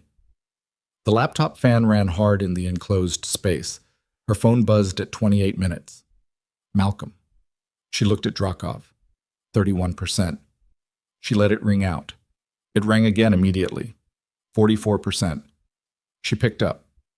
You're stalling, Malcolm said. No warmth now, nothing at all. I'm thinking, she said. You have 2 minutes. I need 5. You have 2. 58%. Drakov's jaw was set, and his eyes were on the screen, and his hands were absolutely still on the keyboard, because there was nothing to do now except wait. Malcolm, she said. One question. Ask it. Did you ever actually grieve him, my father, or was that something you performed? A silence. You don't get to ask me that, he said. I just did. 73%. He was my closest friend for 15 years, Malcolm said, and the flatness cracked slightly along some internal fault line she hadn't expected. He was the best person I knew, and he was going to burn down everything I'd spent 20 years building because he believed in something that doesn't exist. His voice came back even. So yes, I grieved him, and then I did what was necessary. Both things are true, and I have lived with both of them, and I will not explain myself to his daughter. 89%. 2 minutes are up, Malcolm said. Gregor Vass, I know where Vass is, Drakov said suddenly, not to Malcolm, to Ronan, his voice low and fast. I know the location. I have someone 3 minutes from there right now. She looked at him, 94%. Malcolm, she said, before you do anything to Vass, you should know that whatever you do to him is going to be documented. She kept her voice level. And whatever is on this drive is already 97, 98, beyond your reach. 100%, complete. Drakov hit transmit. The silence on the line lasted 4 seconds. What did you do? Malcolm said. Very quiet. What my father started, Ronan said. The sound that came through the phone then was not rage. It was something colder and more deliberate than rage. The sound of a man who has just watched a door close on the only exit available and is already calculating what comes next. You understand what you've started, he said. I understand what you started, she said, 22 years ago, when you chose the wrong side of a line my father drew. Your father is dead, Ronan. Yes, she said, and everything he built is still standing. She ended the call. The laptop screen showed a confirmation window. Transmission received. Protocol initiated. Archive intake reference number. Drakov read the reference number aloud, and she memorized it the way she memorized structural load calculations, automatically, completely, with the part of her brain that understood that certain numbers mattered. Then her phone rang again, and it was a number she didn't know. And Drakov said, answer it, and she did. And the voice on the other end said one sentence that made the remaining warmth in the vehicle go completely out of the air. Gregor Vass is dead, the voice said. Malcolm Voss shot him 12 minutes ago. I was outside the location. I couldn't get there in time. A pause. I'm sorry. Ronan held the phone against her ear and looked out the window at the city going past. Drakov had heard it. His expression didn't change, but his hand closed slowly into a fist on the table beside the laptop.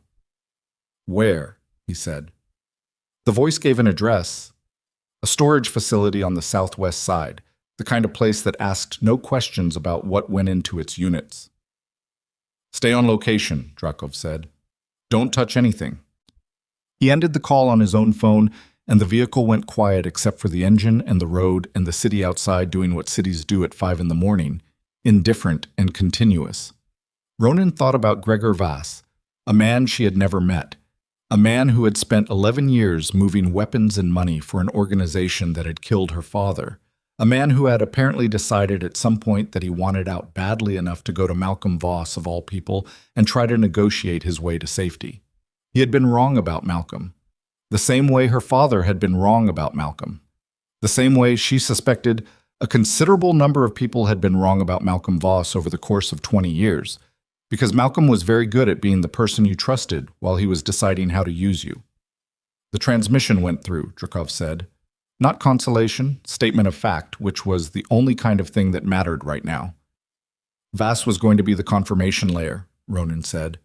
The human testimony that made the documentary evidence impossible to contest.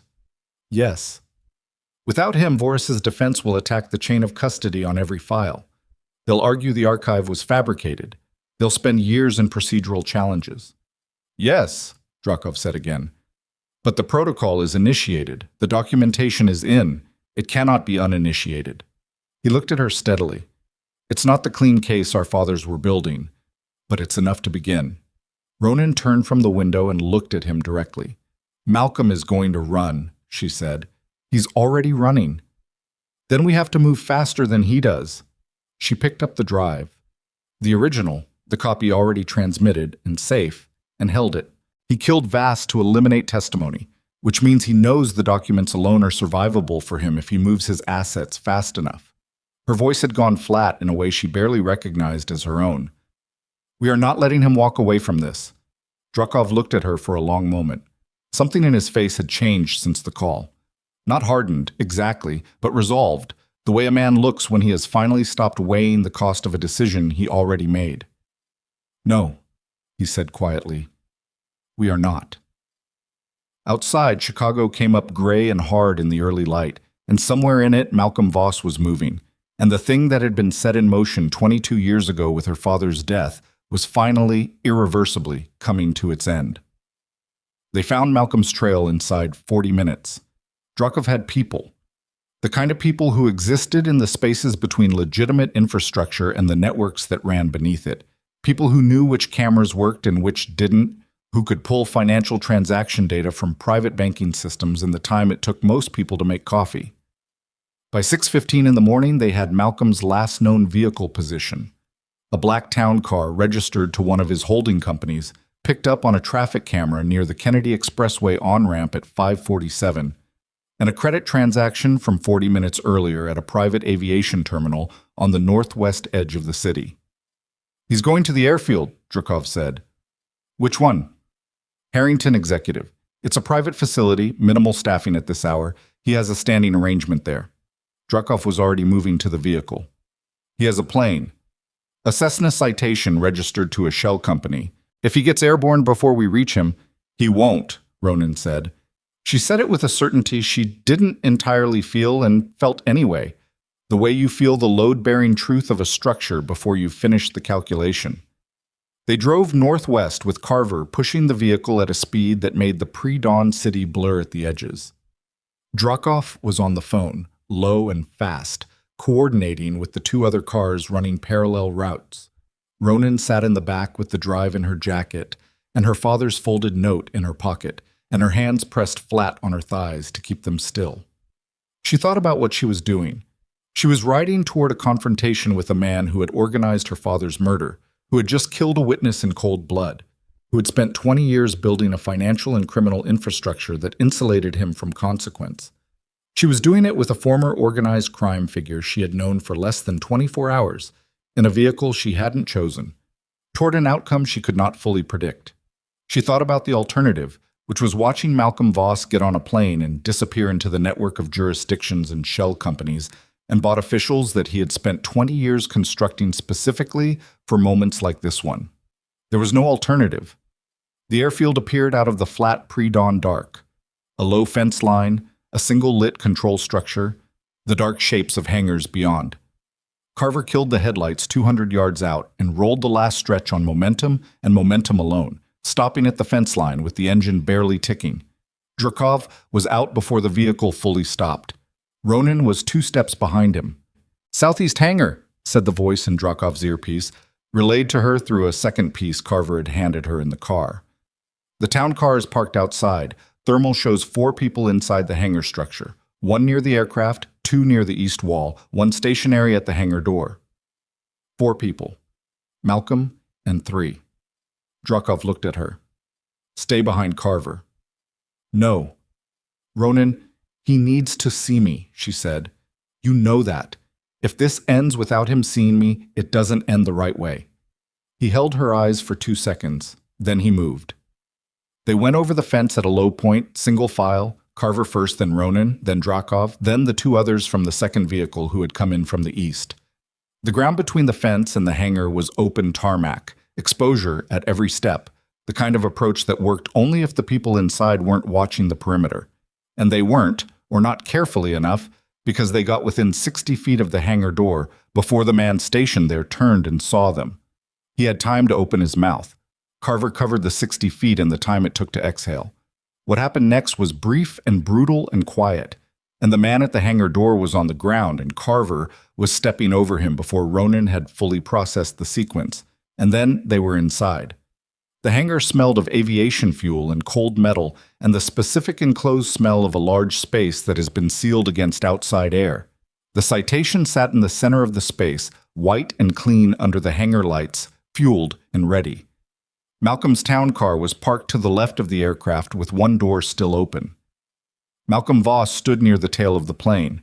He was in a dark overcoat, a bag at his feet, and when he turned and saw her, he went very still in a way that was different from Drakov's stillness. Not controlled, but frozen. The stillness of a man whose calculation has just encountered a variable he didn't account for. The 2 men flanking him moved. Drakov's people moved faster. It lasted 40 seconds and involved sounds she felt in her back teeth and a metal equipment cart going over and one of Malcolm's men going down hard on the concrete and not getting up, and the second one deciding, correctly, that staying on his feet was the better outcome. Then it was just the 2 of them, Malcolm and Ronan. 15 feet of hangar floor between them and the Citation's white fuselage behind him, and every light in the building making everything too bright and too flat, the way scenes look in the moment before they become memories. Malcolm looked at her. His hair was silver at the temples.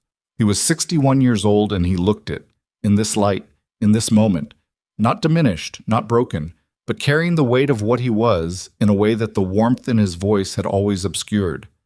His eyes were her mother's eyes, the same shape, the same slight downward set at the outer corners. That had always been the thing about Malcolm. He looked like family because he was. Ronan, he said. Don't, she said. He closed his mouth. I don't want to hear my name in your voice right now, she said. I've been hearing it my whole life, and every time you said it, you were performing something.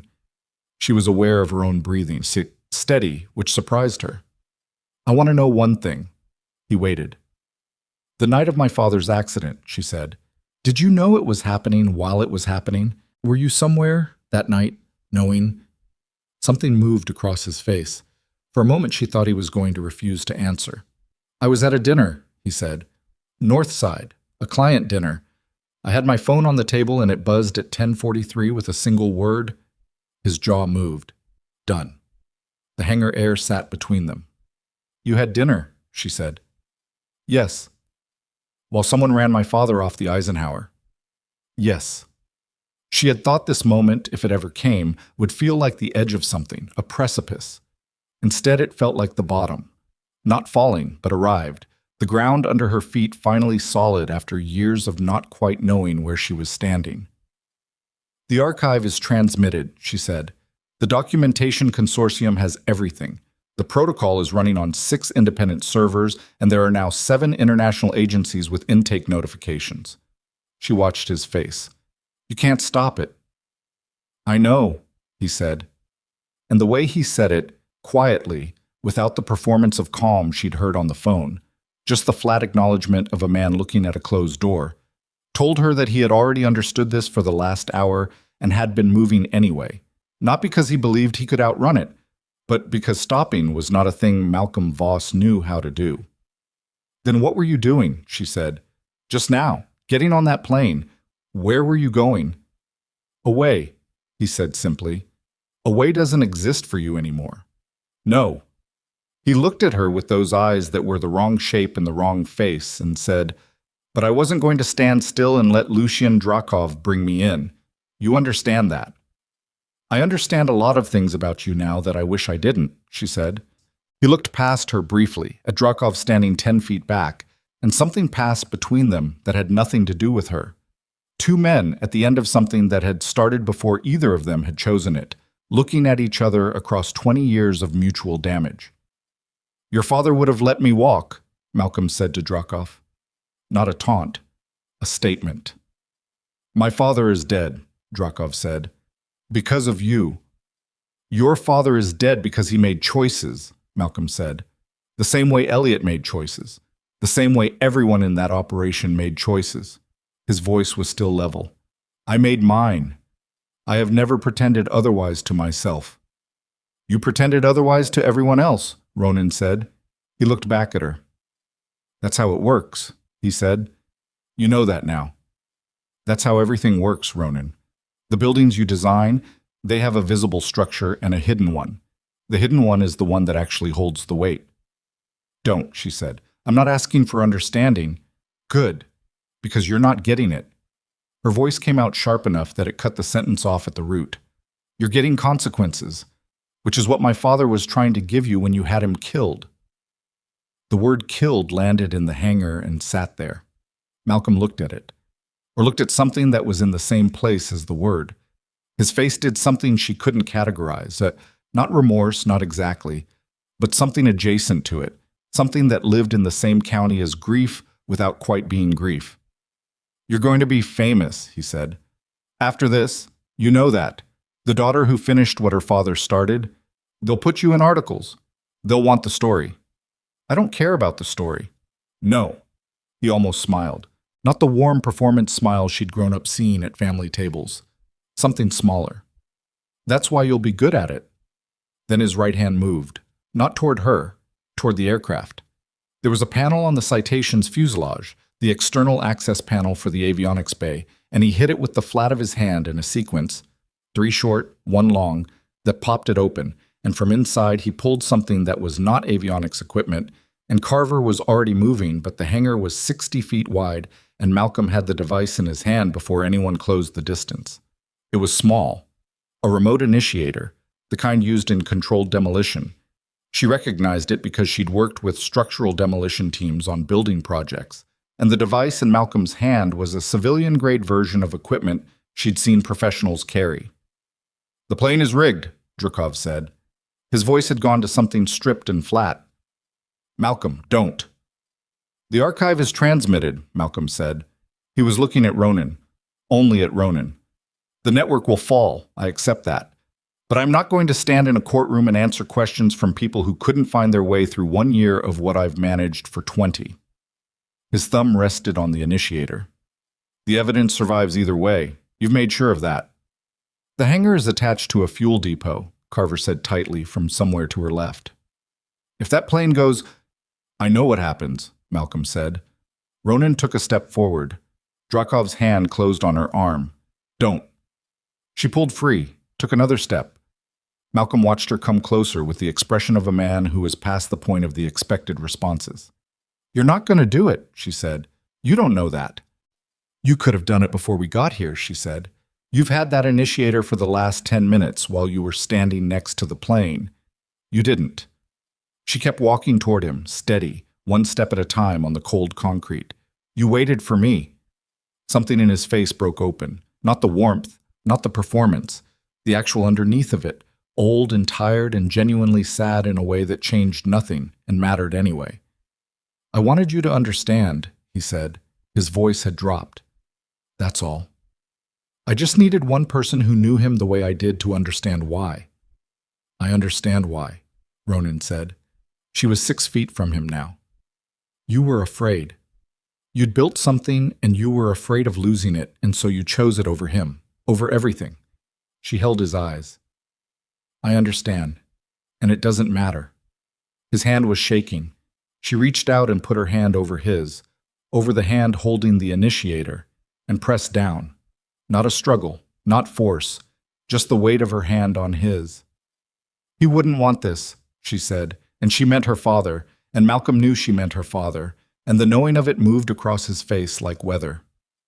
The initiator dropped from his fingers and hit the concrete with a sound that was much smaller than everything surrounding it. Carver had it before the echo finished.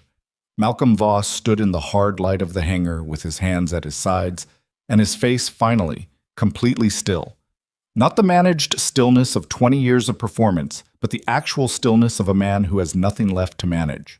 Drukov moved forward and said something to him in a low voice that Ronan didn't hear and didn't need to hear, and two of the others came forward with the particular purposeful movement of people completing a task, and Ronan stepped back and put her hand flat against the cold white fuselage of the aircraft and breathed.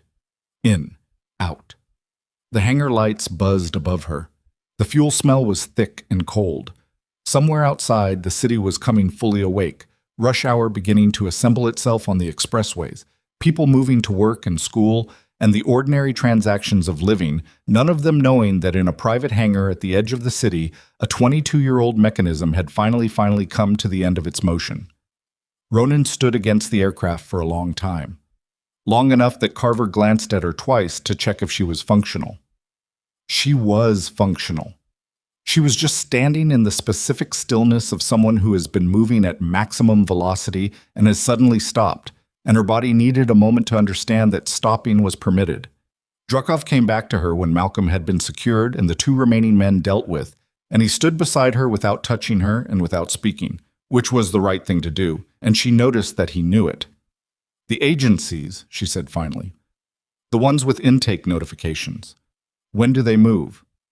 The first coordinated response will take 12 to 18 hours, he said.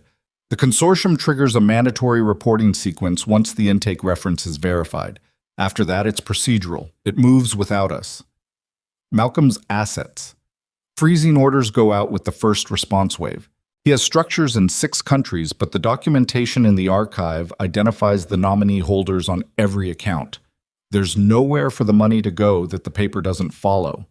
Ronan looked across the hangar to where Malcolm Voss sat on the ground against the east wall with his hand secured behind him, his overcoat still perfectly on, looking at nothing with the composed blankness of a man who has closed a very long book. She had expected to feel something different in this moment, larger. The narrative logic of it suggested something larger. What she felt instead was a specific exhaustion that went past tired into something structural. The deep-seated fatigue of a load-bearing element that has been under stress for longer than it was designed to hold. My father's name, she said, after this. When it comes out, everything in the archive, everything Voris did, the weapons, the conflicts, the assassinations, his name is going to be in the documentation. People are going to want to know who built the archive, who he was. Yes, Drukov said. I need it to be right, she said. I need the record to show what he actually was, not a casualty, not a footnote. She turned to look at Drukov directly. He spent 8 years building something at the cost of his life. That deserves to be accurately described. Drukov looked at her with those water-over-dark stone eyes and said, We'll make sure of it, both of them.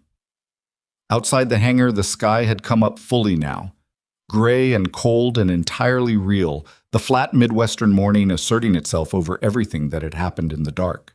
Ronan pushed off the aircraft fuselage and stood on her own feet and looked at the open hangar door and the runway beyond it and the sky above that. And she thought about her father standing in the underground vault in 1987, certifying a sealed structure, believing the truth he was burying would eventually matter enough to be worth the cost of burying it. It had mattered. She picked up the drive from where she'd set it on the equipment cart and put it back in her jacket, against her ribs, next to her father's folded note. She would give the drive to the consortium in person. She wanted to hand it to someone who would understand what it had taken to get it there. Let's go, she said. Drukov nodded once. They walked out of the hangar together into the cold morning light, leaving Malcolm Voss sitting against the wall of the empire he had built, waiting for the world he had managed for 20 years to finally, completely, arrive at his door. The first arrest happened at 11:43 that morning. Ronan was in a federal building downtown when the notification started coming through on Drukov's phone, not the Chicago field office, which the archive's documentation identified as having 2 compromised senior agents, but a clean room in the regional office of an international financial crimes unit that operated under treaty jurisdiction and answered to no single domestic authority. She had delivered the drive in person at 8:15, signed the intake documentation with her full name and professional credentials, and sat across from a senior investigator named Hartwell for 2 hours while he asked questions she answered completely and without omission. Hartwell was a careful man. He had the specific gravity of someone who had spent a career handling things that other people's careers had been spent concealing, and he looked at the drive and the archive documentation and the transmission records with the focused attention of a man who understood exactly what he was looking at. "Your father filed the original structural certification in 1987, he said, at one point, not as a question. "Yes," Ronan said, "and the archive was assembled over approximately 8 years prior to his death." "Based on the document dating, yes." Hartwell looked at the drive. "Ms. Vale, what you've brought us, the scope of this. I want to be honest with you about the timeline. This is not a process that concludes in weeks. It may not conclude in years. There are jurisdictional negotiations that have to happen before certain actions can be taken, and there are people named in this documentation who have resources that will be directed at complicating every step of what comes next." "I know that," she said. "I want to make sure you understand it concretely, not just, Mr. Hartwell." She looked at him steadily. "My father spent 8 years building this. He understood the timeline. He did it anyway." She put her hands flat on the table. "I didn't bring this to you because I expected it to be fast. I brought it to you because it's true. What you do with true things is your job. I've done mine." Hartwell looked at her for a moment. Then he nodded, once, with the gravity of a man who had just received something he intended to carry carefully. "We'll start with the financial structures," he said. "The shell company documentation and the transmission records. Freezing orders can move in hours once we have judicial sign-off. And judicial sign-off on this," he looked at the screen in front of him, at the archive intake confirmation, "will not be difficult to obtain." That was when his phone showed the first notification. He read it. His expression didn't change, but something behind it did. "Zurich," he said. "They've frozen the primary Vorus holding account." He looked up. "It's beginning." "What?"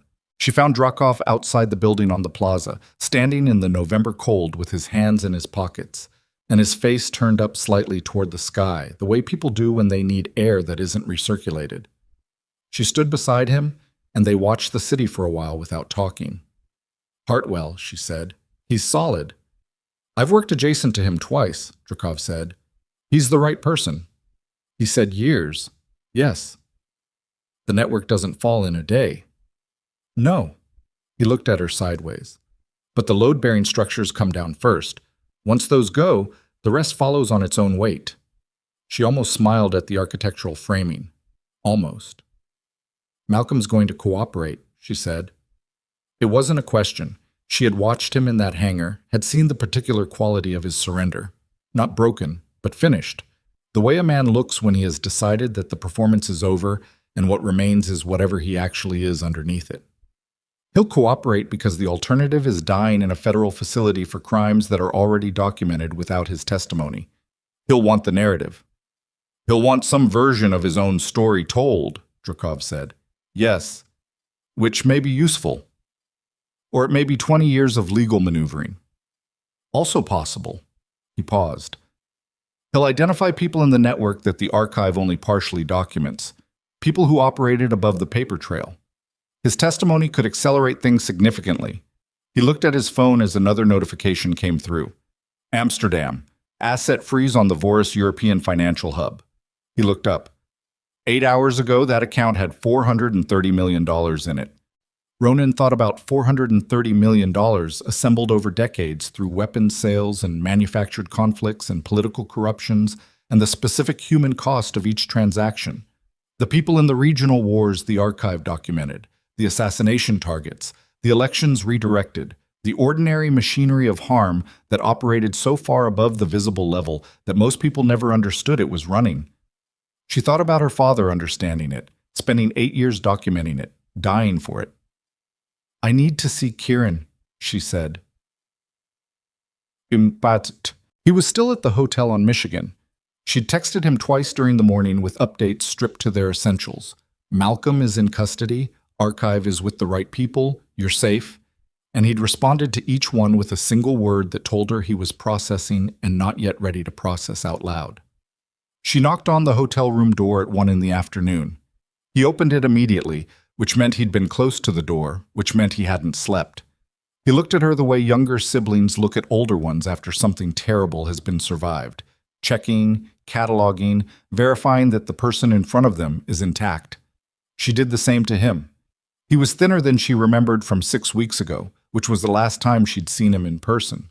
His eyes had the specific quality of someone who had been inside their own head for too long and was just beginning to find the way out. "Come in," he said. She came in. The room was a standard hotel room that had been lived in for 2 days. Clothes on the chair, a room service tray pushed to the corner, the curtains half open on a view of the lake, gray and flat, under the November sky. She sat on the edge of the bed and he sat in the chair and they looked at each other. "Tell me," he said. She told him. Not everything at once. She started from the phone call 2 nights ago and moved forward, laying it out in the order it had happened, not skipping the difficult parts and not softening them. She told him about the key and the observatory and the vault. She told him about Dracoff and their fathers and the 8 years of archive building that had ended in 2 staged accidents on 2 different continents.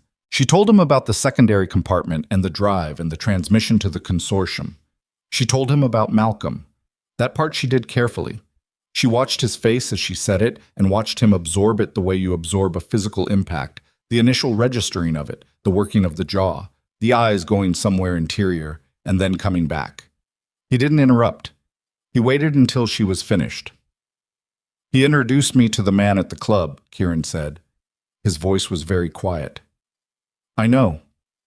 He sat across from me at Mom's birthday dinner 3 years ago and asked me how the gaming was going." He stopped. He said it like it was normal, like it was a hobby. "It was already in motion by then," Ronan said. He'd been running the mechanism for a year before that dinner. Kieran put his elbow on the chair arm and his face in his hand and sat like that for a moment. She didn't try to fill the silence.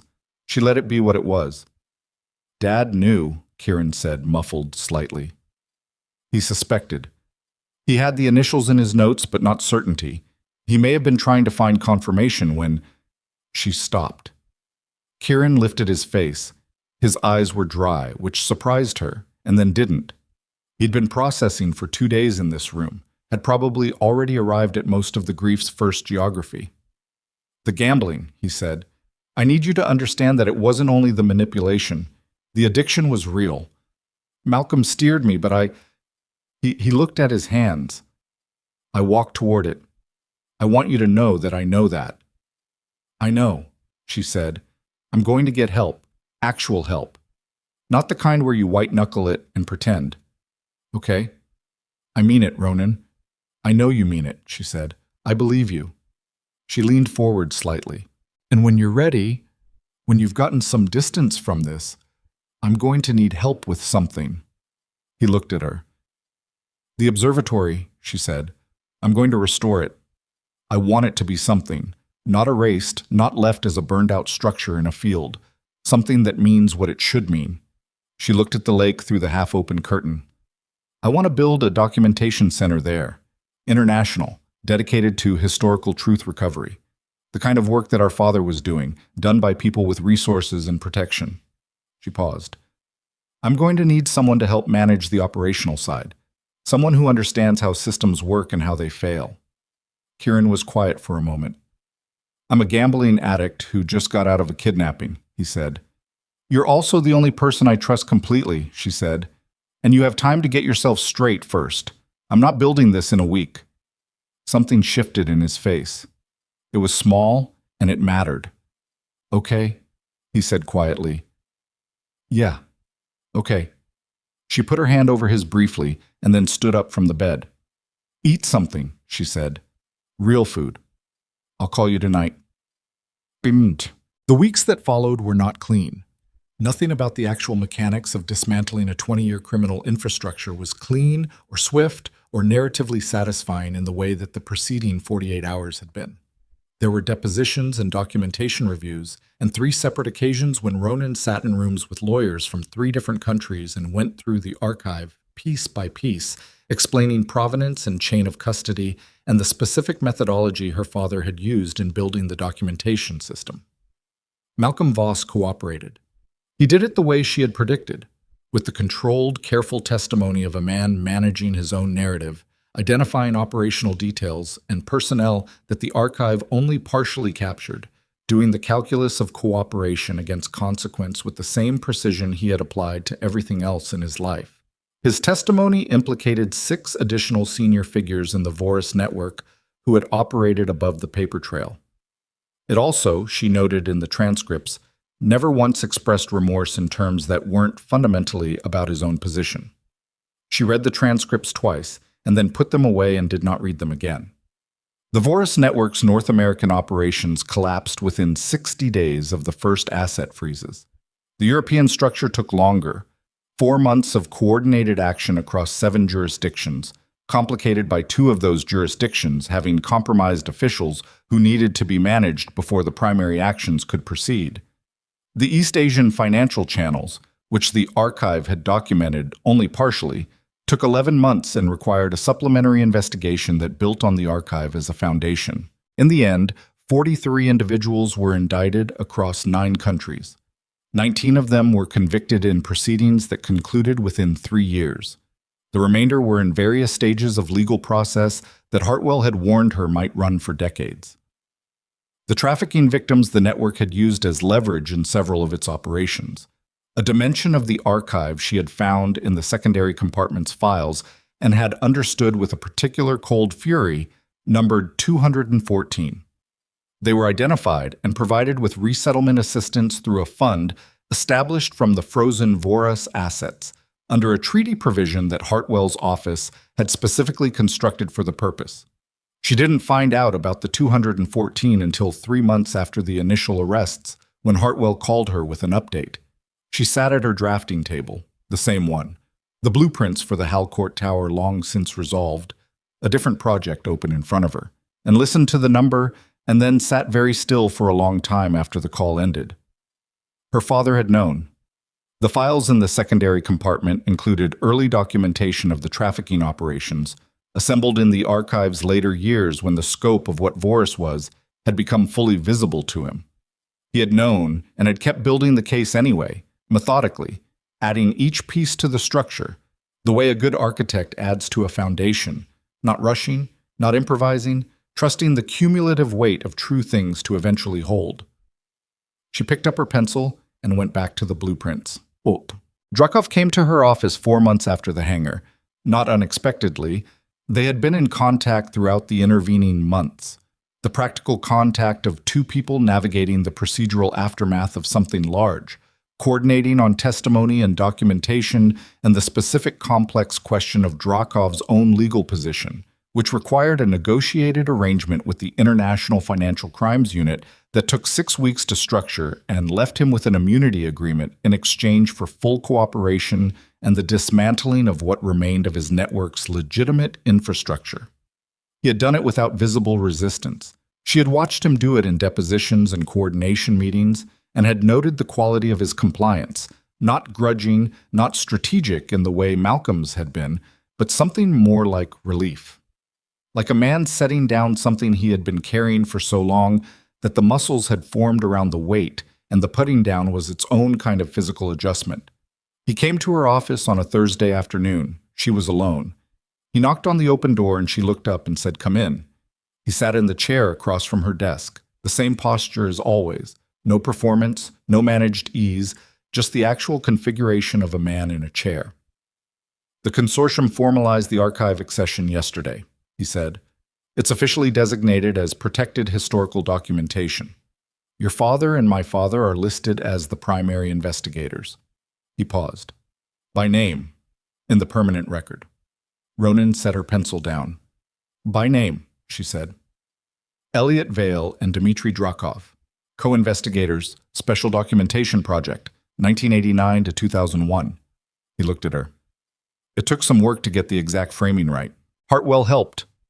She looked at the wall of her office for a moment. Outside the window, Chicago was doing what it did in early spring, gray sky breaking up into something that was almost blue, the lake visible from her east window beginning its seasonal shift from the flat pewter of winter. "Thank you," she said. "It was overdue," he said. They sat in the office quiet for a moment. "The observatory permits came through," she said, "for the restoration. The municipality reclassified the parcel last week. It took 4 months and 2 appeals, but it's done." "When do you break ground?" "Spring. We're doing the structural assessment first. The fire damaged the east wall of the main building more than I'd initially estimated." She looked at her drafting table.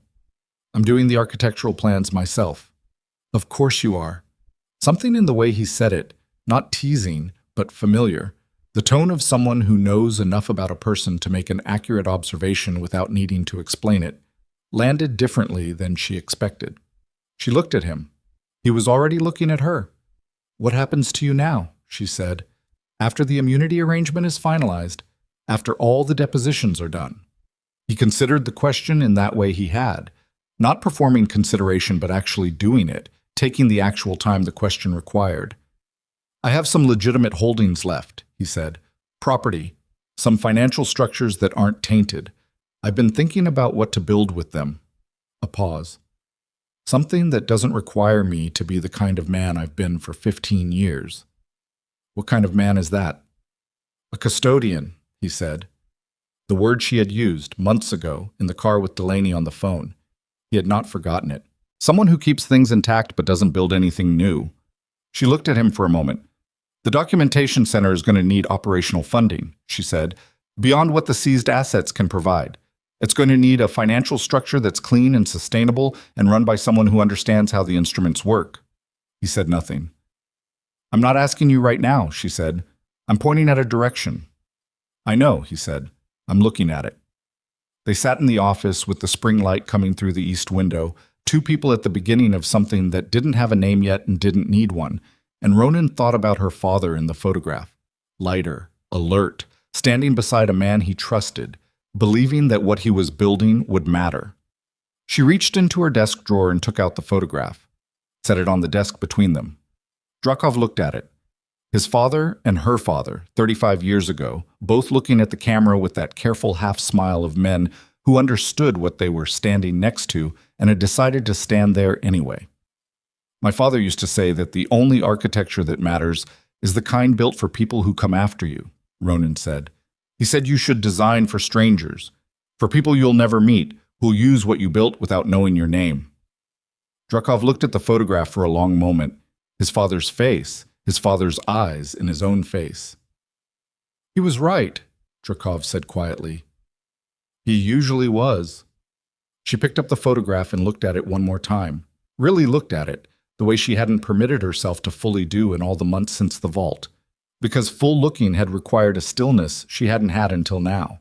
2 men standing together.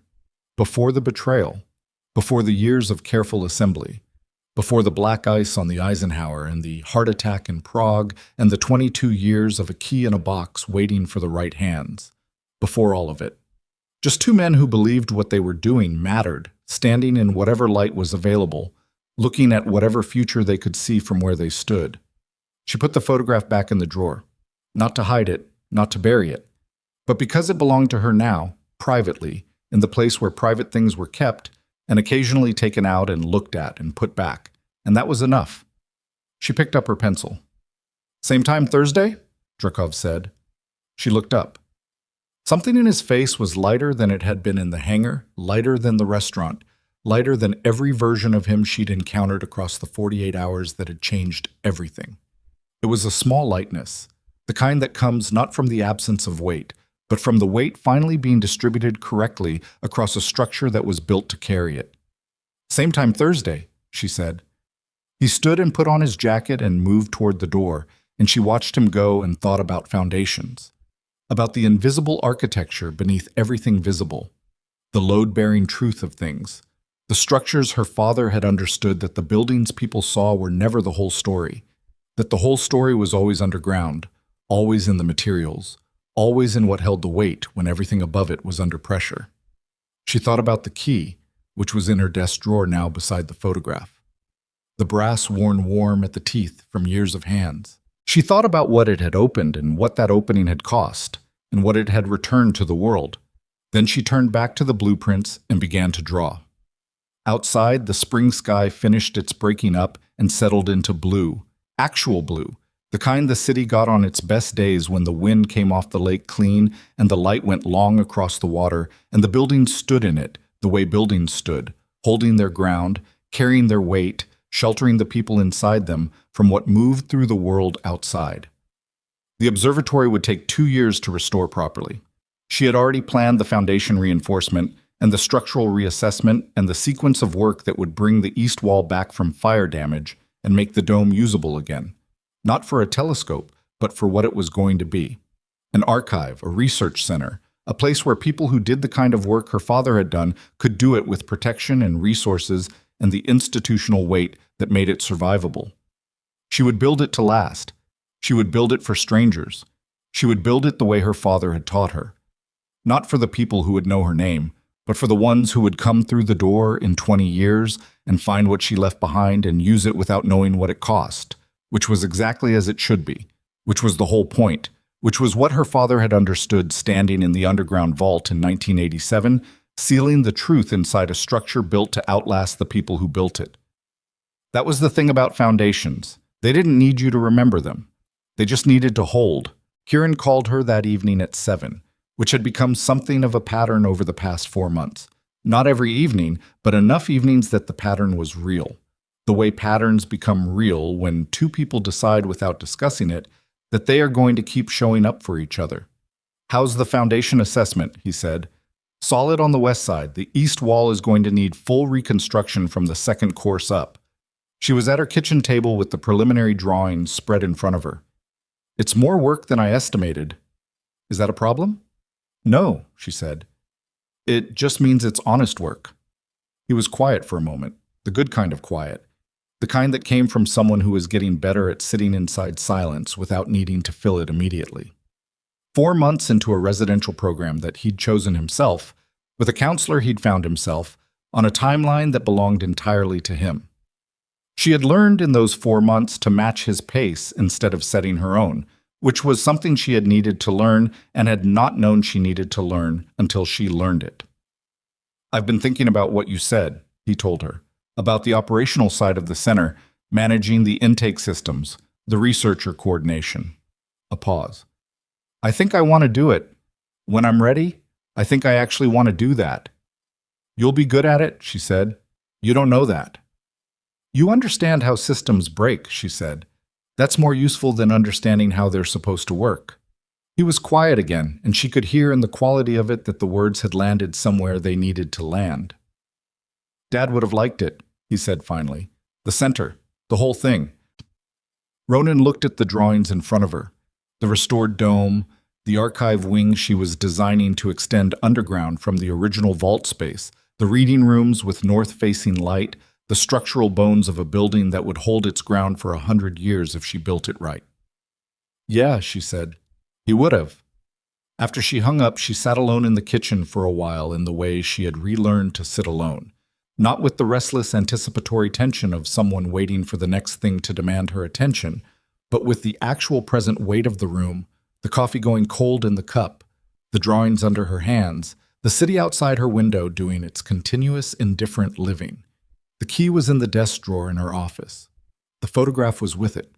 The vault beneath the observatory was empty now, swept clean, the shelving units removed, the secondary compartment standing open and bare, a concrete room that had held a secret for 22 years and had given it up completely. She had walked through it one last time before the restoration work began, alone, early on a Saturday morning with the late winter light coming down the staircase behind her. She had stood in the empty room and put her hand flat against the concrete wall the way her father must have stood there, and she had felt what he had built. Not the room itself, but the intention underneath it, the foundational decision to make a thing that would last, to trust that the truth was worth the architecture required to protect it. Then she had walked out and up and into the cold air and locked the door behind her. Not to seal it again, just because every door deserved to be closed properly when you left.